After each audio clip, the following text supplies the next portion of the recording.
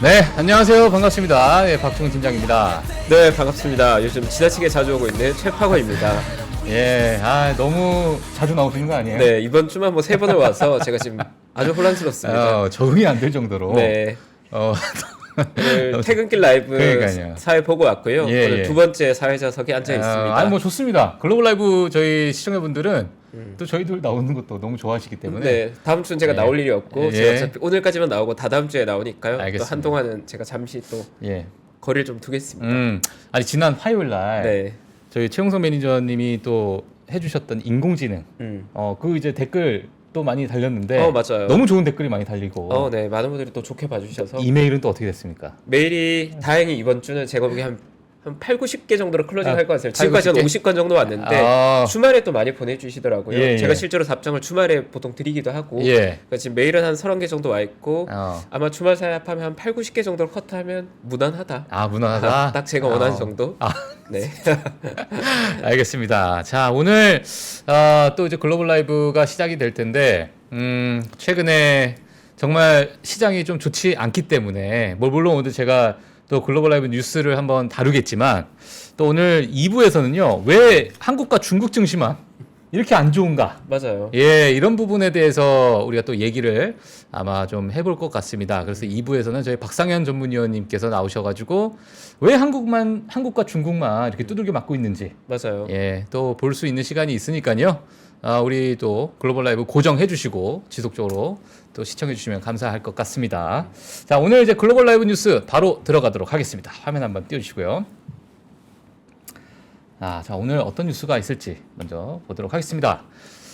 미국 3대 지수가 동반 하락했습니다. 가장 큰 폭의 하락을 보여줬던 나스닥이 마이너스 0.59% 하락을 했고요.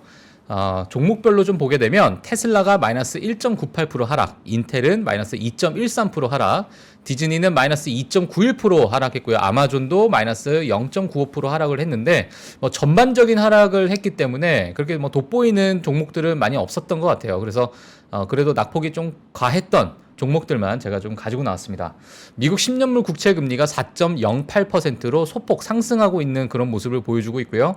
유가 WTI 기준으로 73달러, 어제는 72달러였는데 또 유가도 마찬가지로 소폭 상승하는 모습을 보이고 있습니다. 예, 그래서 지속적으로 이제 홍해에 관련된 이슈가 지금 10년물 국채 금리는 물론 인플레이션에 관련된 지표가 영향을 줄 수 있겠지만 유가 같은 경우에는 최근에 가장 또 화두에 오르고 있는 게 홍해 위기이기 때문에 홍해 이슈기 때문에 이런 부분은 지속적으로 좀 지켜보시면 좋을 것 같고요. 구글 CEO가 이런 얘기를 했습니다. 감원은 2024년까지 계속될 것이다. 이런 얘기를 하게 되면서 사실 최근에 유튜브 이제 있는 직원 100명을 또 감원했다라는 얘기가 같이 또 추가적으로 나왔기 때문에 감원에 대한 칼바람은 지속적으로 2024년까지도 이어질 것이다 이렇게 보고 있습니다. TSMC 실적이 나왔습니다. TSMC 실적이 시장 예상치는 상회했어요. 하지만 이익적인 부분이 약간 감소를 했는데 전년 동기 대비해서 매출 같은 경우에는 1.5% 감소했고요. 순이익 같은 경우에는 19.3% 감소를 했습니다. 그래서 그 이유를 좀 보다 보니까 부진한 칩 수요가 여전히 있었고요. 그리고 약한 마진으로 인해서 이익이 좀 감소했다. 이렇게 이야기가 좀 나오고 있는 상황이에요. 하지만은 지금 TSMC의 가장 큰 고객으로 애플과 엔비디아를 들 수가 있는데 지속적으로 이런 부분에 대해서 이제 매출 또는 재고 같은 경우에 회복이 좀 되고 있다라는 이야기가 좀 나오게 되면서 반도체 업황 또는 반도체 사이클이 다시 회복되고 있다라는 이야기가 좀 나오고 있는 상황입니다. 그래서 CEO가 이런 얘기를 했어요. 목요일에 회사 실적 발표에서 글로벌 반도체 산업의 어려운 해였다. 2023년 정말 어려웠다라는 얘기를 하게 되면서 하지만 고성능 컴퓨터 관련해서 성장 기회를 포착할 수 있는 아주 좋은 위치이기 때문에 2024년을 그래도 기대를 하고 있다라는 이야기까지 덧붙이면서 TSMC 실적이 나왔습니다. 그래서 오늘도 또 주가 흐름이 어떻게 될지 한번 지켜보시면 좋을 것 같고요. 제이미 다이먼이 이런 얘기를 했죠. 재밌네요. 예, 비트코인은 아무것도 하지 않는 애완용 돌이다라고 얘기를 했는데 제가 이 화면을 좀 가지고 나왔습니다. 제발 이건 마켓워치에서 이제 심지어 저 단어를 쓸 수가 없었어요. 오른쪽에 보시게 되면 밑에 이제 S만 보이고 스펠링이 이제 나오지 않잖아요. 네. 예, 그건 저희는 씁니다 이걸. 네. 예, 그래서 제발 그 쉿에 대해서는 그만 좀 얘기하자 이런 얘기를 하면서 그걸로 아무것도 할 수 없다. 나는 그걸 애완용 돌이라고 부른다라고 얘기하게 되면서요. 또 많은 개인 투자자분들 사이에서 화두에 오른 그러한 언행이 지금 또 화제가 좀 되고 있습니다. 최근에 들어서 뭐 일론 머스크도 욕을 했죠. 대놓고 욕을 하면서 정말 저 입 좀 어떻게 좀 했으면 좋겠는데 제이미 다이먼도 만만치 않습니다. 그래서 미국의 빅마우스 두 분께서 최근에 비트코인과 그 외에 X 트위터에 있는 광고주들에게 큰 영향을 미치는 그런 일들이 지속되고 있다. 이런 것을 좀 보시면 될 것 같습니다. 그리고 이제 홍해 문제가 이제 지속되고 있는 상황입니다. 이러다 보니까 펩시에서요 공급에 차질이 있을 가능성이 우리가 확인했다. 예, 그렇게 되면서 아마 공급망 이슈가 다시 화두에 좀 오르지 않을까라는 생각이 좀 들고 있습니다. 자동차 기업으로서는 이제 테슬라와 볼보가 공식적으로 부품에 대한 공급망 이슈 때문에 생산을 일시적으로 중단한다라는 이야기가 좀 나오고 있는데 이 부분이 이제 펩시까지도 번지고 있는 상황이다 이렇게 보시면 될 것 같고요. 그리고 최근에 이제 보잉에 관련된 뉴스가 또 쏟아져 나오고 있는 상황이에요. 오늘 이제 호재성 기사가 또 나왔습니다. 인도 아카사 항공으로부터 737 맥스 10 그리고 737 맥스 8-200 이 항공기 150대 주문을 계약했다라는 이야기가 또 나오게 되면서 추후에 200대까지 확장할 계획이 있다라고 얘기가 나왔습니다. 물론 지금 문제가 되고 있는 기종은 737 맥스 9죠 9. 그렇기 때문에 이 기종 외에 다른 기종을 이제 뭐 주문을 했다라는 이야기가 좀 나오고 있는데 이 얘기가 나오자마자 바로 악재가 또 나왔습니다. 네, 보잉의 미 국무장관의 전용기 결함이 또 논란이 되고 있는 상황입니다. 이 전용기 자체가 737 기종 개조 모델인데 737-9 모델이에요. 이게 또 맥스 9인데 이 개조 모델에 또 결함이 생겨서 뭐 문짝이 또 날아가게 되면 국무장관도 같이 날아갈 수가 있잖아요. 그래서 이런 부분이 지금 다시 미국에서 좀 이슈가 되고 있는 상황입니다. 그리고 또 다른 이제 호재는 뭐냐면 737 기종의 40대가 또 검사가 완료됐다 해서 어제는 주가가 조금 상승하는 모습을 좀 보였습니다. 그래서 이렇게 좀 봐주시면 될 것 같고요. 그리고 마지막 뉴스는요. 영국 최대 롤렉스 판매 업체가요. 매출 및 성장 전망치를 하향 조정했습니다. 그렇게 되면서 명품 소비에 대한 둔화가 지금 가시적으로 보이고 있는 상황이고 롤렉스 하게 되면은 많은 남성분들께서 또 좋아하시는 그러한 시계 브랜드인데 오늘은요. 럭셔리 브랜드에 대해서 한번 보는 시간을 좀 가져보도록 하겠습니다.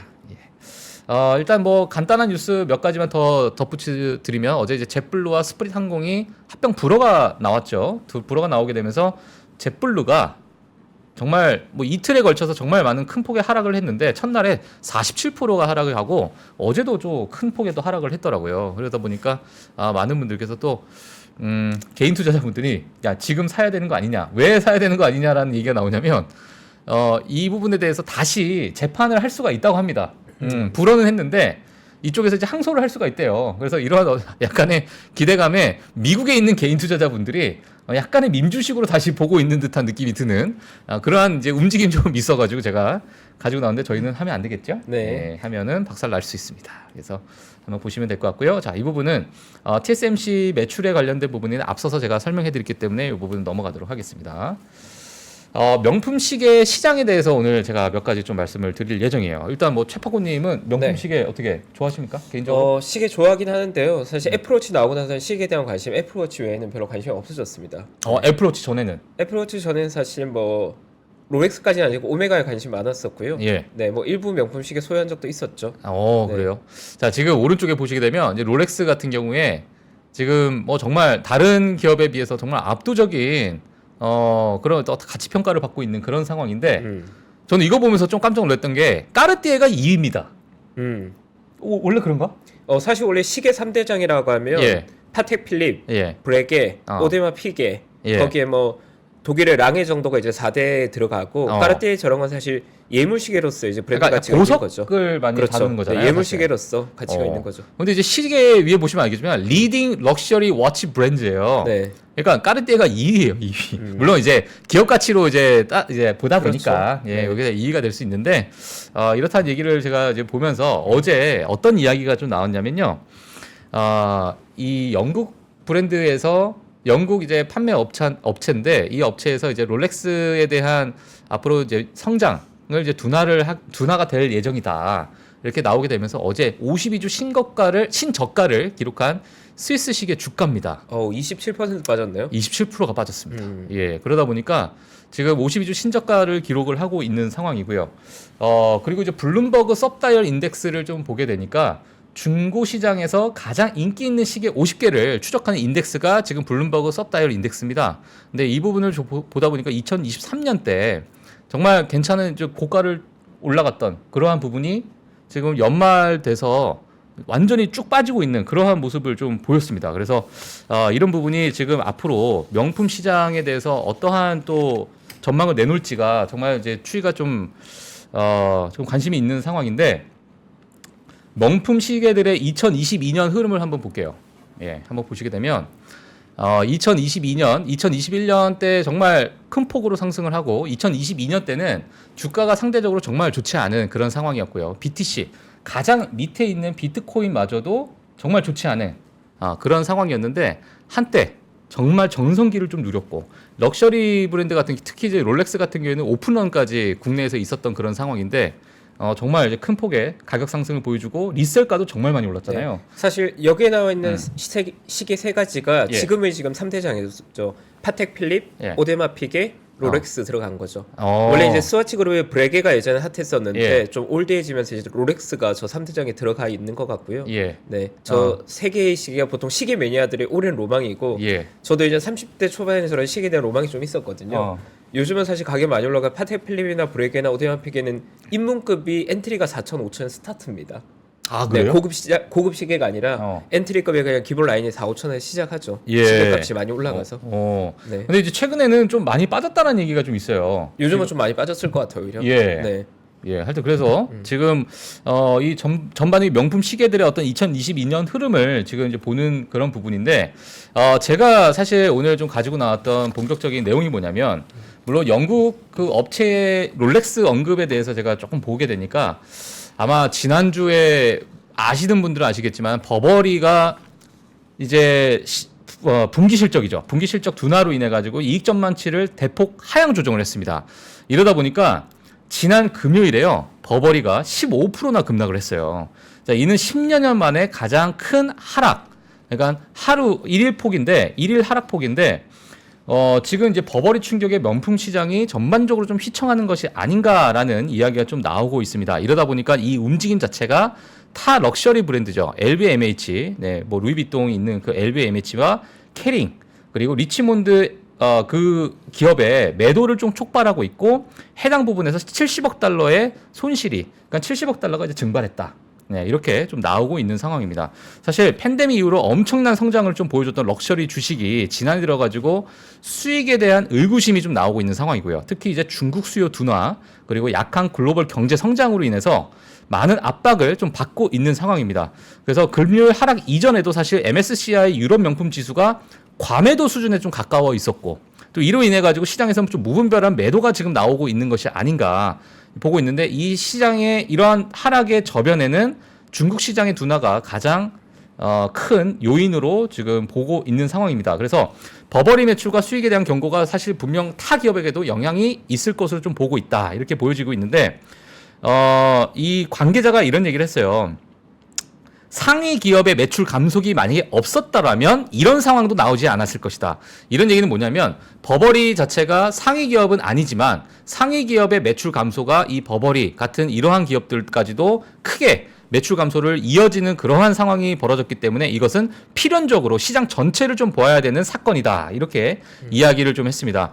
그리고 버버리의 어떤 경고, 그러니까 이익 전망치를 하향 조정하겠다라는 경고 하루 전에 애슐리 윌리스라는 뱅크 오브 아메리카의 분석가가 이런 얘기를 했어요. 아직 명품 주식을 사기에는 너무 이르다라고 이미 경고를 한 바가 있습니다. 그래서 이분이 어떤 얘기를 했냐면 아직 거기까지는 도달하지 못했자. 이 무슨 얘기냐면 아직 우리가 매수할 그런 타이밍까지는 도달하지 못했다라는 얘기가 좀 나오고 있는 상황이고요. 이 부분의 수익 모멘텀이 적어도 6개월 동안은 또 부진하게 유지될 수 있다라고 얘기가 됐고 턴어라운드 할 때까지는 좀 가시화되는 어떤 재평가할 촉매제가 좀 필요하다라고 이야기가 나왔습니다. 그래서 과거에 사실 S&P 500 대비해서 LVMH나 뭐 캐링 같은 주식 자체가 어마어마했잖아요. 맞아요. 예, 유럽 맞아요. 시장에서. 네. 예, 그러다 보니까 많은 분들께서 아마 투자를 하셨던 분들도 있을 것이고 이 수요가 지속적으로 좀 일어날 것이다라는 약간 장밋빛 미래가 좀 있었지만은 이게 지난 2023년 이후로 정말 큰 하락을 좀 보여줬다는 거죠. 맞아요. 자, 그래서 이제 화면 한번 띄워주시면요. 지난 4월 이후에 럭셔리 브랜드 주가 추이를 한번 보시게 되면 이게 아마 2023년 4월부터입니다.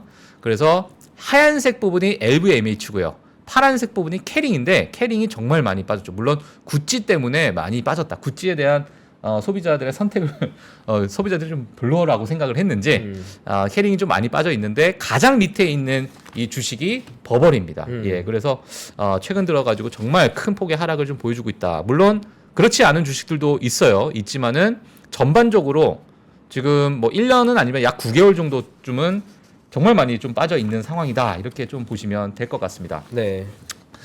여기에 HSBC에서 이런 얘기를 했어요. 2023년 명품 시장 매출 성장을 하향 조정을 한다라고 이미 이야기를 했었는데 이 부분에 대한 업데이트를 조금 했습니다. 최근에. 어떤 이야기를 했냐면요. 유럽과 미국의 연휴 기간 명품 수요가 예상보다 약했을 가능성이 크다. 이 얘기는 뭐냐면 이 휴가 기간, 연휴 기간 자체가 이제 11월 달, 12월 달이기 때문에 아직 그 부분에 대한 어떤 매출이 아직까지는 나오지 않는 상황이에요. 아직 우리가 기다려야 될 상황이지만 이러한 부분이 약했을 가능성이 좀 크다. 하지만 우리가 또 기대했던 2023년 4분기 중국 판매량으로 상쇄될 거라고 좀 예상을 했는데 그러니까 미국과 유럽은 좀 안 좋아서 중국에서 좀 팔아주겠지가 이제 어느 정도 상쇄될 거라고 생각했는데 그러지 못했다라고 이야기가 나오게 되면서 이제 좋지 않은 2023년 전반적인 이제 매출 성장률을 아마 조만간 이제 보지 않을까라는 생각이 좀 들고 있는 상황입니다. 그래서 제가 이제 맥킨지에서 이런 얘기했어요. 여러 가지 이제 공신력 있는 그러한 여러 잡지, 패션 잡지에서 2024년의 명품 브랜드가 결국에는 롤러코스터가 지나가는 것처럼 크게 좀 휘청거릴 수 있다라고 이야기를 했습니다. 자, 그래서 제가 2024년은 도대체 업계에서 어떻게 보고 있는가를 제가 좀 가지고 나왔는데 같이 한번 보도록 할게요. 맥킨지에서 이런 얘기를 했어요. 2024년을 좀 바라보면서 이 패션 업계 리더들 사이에서 가장 두드러진 정서는 불확실성이다. 그래서 이 불확실성을 어떻게 극복을 해야 되는지를 우리가 좀 봐야 되는데 지금 상황에서는 침체된 경제 성장, 지속적인 인플레이션, 취약한 소비자 신뢰도를 반영하고 있기 때문에 명품 시장이 좋지 않은 흐름을 좀 보이고 있다. 그리고 이런 배경에서는 기업의 가치 영역을 좀 식별하고 성장 동력을 새롭게 좀 발굴해야 되는 그러한 상황이 우리가 좀 필요하다라고 이야기가 좀 나오고 있는 상황입니다. 사실 맥켄지에서 어떤 얘기를 했냐면 사실 전반적으로 좋지 않은 극복의 해라고 했지만은 국가별로 또는 산업별로 조금은 다를 수 있어요. 하지만 2024년에 2%에서 약 4% 정도의 매출 성장을 좀 기록할 것으로 예상을 한다고 합니다. 예, 그래서 뒤에 한번 보시게 되면 둔화는 되지만 정상화된 성장은 좀 기대가 된다. 생각보다 나쁘지 않은 또 흐름을 보일 수 있다라고 얘기를 하는데 이 부분은 지금 논 럭셔리 파트고요. 뒤에 가게 되면 이제 럭셔리 부분이에요. 럭셔리 부분인데 전반적으로 2%에서 4% 정도는 매출 성장을 기록할 것으로 좀 보고 있다라고 얘기를 하고 있고요. 사실 2023년 5%에서 7% 정도의 성장률 그 부분에 비해서는 내년에는 약 3%에서 5% 정도 좀 하향 조정할 수 있는 그런 부분이 있다라는 얘기가 아마 연결될 것 같습니다. 그리고 유럽과 중국의 성장은 둔화될 것으로 좀 예상이 되고 있는 반면에 미국의 성장은 또 상대적으로 2023년보다는 좀 회복될 것으로 예상을 했어요. 그래서 중국과 유럽은 전반적으로 뭐 경기가 너무 좋지 않다 보니까 이러한 럭셔리 브랜드의 어떤 소비의 연결성이 약간은 좀 좋지 않을 것 같다. 이런 얘기가 좀 나와 있는 상황이고요. 오히려 이제 미국을 조금 낙관적으로 좀 보고 있는 상황입니다. 그리고 2024년에서는 이 패션 브랜드들, 특히나 이 럭셔리 브랜드들의 가장 극단적인 변화가 뭐냐면 기후의 변화로 인해서 ESG가 업계의 관심이 더욱 높아질 것이다. 그리고 그러한 균형을 찾아가는 것이 관건이다라고 이야기를 했습니다. 그래서 네. 화면을 한번 다시 보시게 되면 이제 넌 럭셔리 부분을 한번 보도록 할게요. 지금 보게 되면 2024년에 대한 성장률 기대치예요. 기대치인데 중국 같은 경우에는 지금 예상 기대치가 어느 정도 그래도 조금은 올라와 있는 상태고, 그리고 유럽 같은 경우에도 마찬가지로 조금은, 아주 조금은 올라가 있는 상태인데 과거보다는 현저히 좀 줄어들고 있는 상황이죠. 이제 미국 같은 경우에는 다시 회복할 가능성이 좀 크다라는 얘기가 나오는 부분이 이제 넌 럭셔리고요. 이제 럭셔리 부분을 가게 되면은 미국이 다른 국가에 비해서 그래도 조금은 성장할 수 있는 그러한 여력이 있다라고 이렇게 좀 나오고 있는 상황입니다. 그래서 어떻게 보세요? 이런 뉴스는 잘 해석해야 될 것 같은 예. 게 그러면 과연 저런 럭셔리 소비 부분이 왜 예전보다 둔화됐는가 여러 가지 이유들이 있겠지만 저 개인적으로 사실 중국의 영향이 큰 것 같아요. 예. 네, 지난번에도 뭐 몇 번 언급드린 것처럼 사실 중국이 전 세계 명품 소비에 굉장히 중요한 주역이었는데 그 백그라운드에는 2000년대 초반부터 2020년대까지 중국의 부동산 가격이 거의 10배, 20배 올랐거든요. 도심지 가격 기준으로. 그렇죠. 그러니까 주택 가격이 계속 올라가면 자산이 늘어날 효과가 있다 보니까 소비에 과감할 수 있었던 거고. 근데 그런 것들이 부동산 가격이 둔화되다 보니까 예전보다 중국인들도 소비에 이제 과감하게 움직이지 못한 시기가 온 거죠. 예. 그러다 보니까 아까 전 명품에서도 저희 눈에는 버버리나 구찌처럼 뭐랄까요, 브랜드 로고가 선명하게 보이는 스타일은 중국인들이 좀 선호하는 스타일이고, 반면 선호한다고요? 중국인들이 좋아하죠. 중국 분들이 버버리나 구찌 같은 거 굉장히 좋아하죠. 이 로고가 굉장히 빅 로고가 들어가 빅 있잖아요. 로고 그런 있는 거 거? 되게 좋아하고. 그래요? 반면에 이제 유럽의 부호들은 그런 브랜드보다는 예. 브루넬로 쿠치넬리 같은 약간 소재로 좋은 것들, 로로피아나나 브루넬로 쿠치넬리 이런 것들을 좀 더 선호하는데 예. 브랜드별 편차를 보면 약간 빅로고 플레이하는 것들이 더 급감하고 있는 게 아까 차트에 나오거든요. 그게 또 이제 아까 맞아떨어진 게 요즘 우리가 뭐 올드머니룩이라고 하는 거 있잖아요. 맞아요. 약간 은은하게 럭셔리한 거. 그런 게 약간 사실 유럽이나 미국의 부자들이 선호하는 스타일이고 예. 중국계는 약간 좀 화려한 걸 좋아하는데 버버리가 사실 대표적으로 중국 분들이 좋아하는 로고가 크니까. 빅로고 플레이. 딱 딱 그 로고 플레이잖아요. 그렇죠. 시그니처가 딱 있는 스타일. 예. 그리고 버버리 꽉. 아니 근데 루이비통도 로고 크지 않아요? 그래도 루이비통보다는 구찌랑 버버리가 좀 더 빅로고 플레이에 가깝긴 하죠. 네. 그래요? 맞아요. 만약에 그 친구들이 로고를 없앤다. 좀 작게 만든다. 안 돼요. 네. 안 돼? 왜냐하면 사실 원래 기존의 올드 럭셔리는 소재로 승부하는 거거든요. 예. 로로피아나 브루넬로 쿠치넬로 이런 건 다 소재라서 예. 뭐 캐시미어 우리 다 익숙한 것들이 있잖아요. 그런 소재로 가는 거니까 좀 다르죠 성향이. 예. 디자인 명품이랑 약간 소재 명품이 다르죠. 예. 근데 지금 뭐 말씀하신 것처럼 중국 부동산 경기의 어떤 우려가 지속되고 있는 상황인데 맞아요. 그러면 만약에 이렇게 연결된다고 한다면 중국에서는 매출 성장이 2024년에는 좀 회복이 될 거라고 보세요? 어떻게 보세요? 저는 쉽지 않을 것 같아요, 솔직히 말해서. 2024년도? 네, 쉽지 않을 것 같아요. 네, 왜냐하면 중국에서 사람들이 그런 얘기를 했었거든요. 처음에 중국의 은행에 보유하고 있는 개인들이 예수금 잔고가 급격히 증가했을 때 예. 긍정적으로 해석해서 어떻게 판단했냐면 이만큼 돈이 많다, 중국 문제 생기면 이 돈이 나올 거라고 생각했는데 지금도 계속 잔고가 쌓이고만 있고 소비를 안 하고 있어요. 그 말은 바꿔 말하면 그 정도로 얼어붙어 있다는 겁니다. 사람들이 여유 자금이 생기면 예전에는 미래에 대한 자신감이 있기 때문에 썼는데 지금은 못 쓴다는 거예요. 미래에 대한 자신감이 없다는 거죠. 없으니까. 그게 불경기죠. 지금 예. 중국이 그런 거거든요. 그래서 지금은 중국의 금융자에서 쌓이고 있는 걸 굉장히 안 좋은 신호로 보는 거죠. 돈이 안 돌고 있다고 보는 거고 경제가 예. 경색되고 있다고 보는 거죠. 예. 당분간의 시간이 걸리겠죠. 좀 걸릴 것 같다. 네. 예. 그러면 이제 미국은 그래도 회복한다라는 것은 동의하고, 네, 맞습니다. 이제 중국과 유럽은 둔화가 될 거다라고 얘기가 나왔는데, 중국은 좀 안 좋을 것 같고요. 예. 미국은 그거보다 좀 나을 것 같고 유럽은 안 좋지만 중국보다는 좀 나을 것 같습니다. 중국보다 좀 나을 것 같다. 네. 알겠습니다. 자, 이렇게 해서 오늘은 이제 럭셔리 부분에 대해서 좀 이야기를 좀 해봤습니다. 뭐 많은 분들께서 또 공감하실지는 모르겠네요. 또 롤렉스 같은 경우에는 또 국내에서 너무너무 또 좋아하시고 또 맞아요. 웃돈이 붙잖아요. 프리미엄. 예, 지금도 붙어 있나? 요즘- 지금 어떻게 뭐 붙어 있을까요? 지금 많은 분들께서 아마 아실 분들은 아실 것 같은데, 예, 저 채팅창에 써주시면은 제가 좀 이따가 10시쯤에 다시 한번 보도록 하겠습니다. 자, 오늘 일단 첫 번째 시간은 이렇게 마무리하도록 하겠고요. 저희 두 번째 시간 하이투자증권 박상현 전문위원님 모시고 한국과 중국 왜 이렇게 두들겨 맞고 있나 이 부분에 대해서 같이 얘기해보는 시간 가져보도록 하겠습니다. 잠시 광고 보고 있고 좀 모시도록 하겠습니다.